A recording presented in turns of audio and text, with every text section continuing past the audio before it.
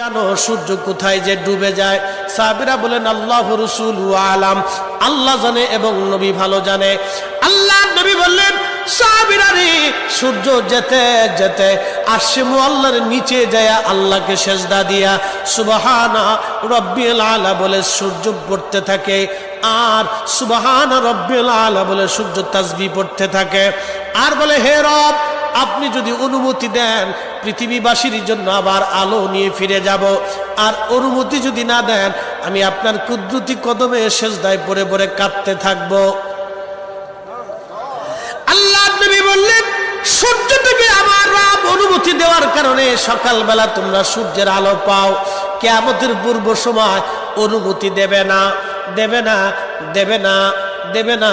6 মাস পার হয়ে যাবে, পৃথিবী অন্ধকারে নিমজ্জিত হয়ে যাবে, কান্নার রোল পড়ে যাবে, অন্ধকারে ছেয়ে যাবে সারা দুনিয়া।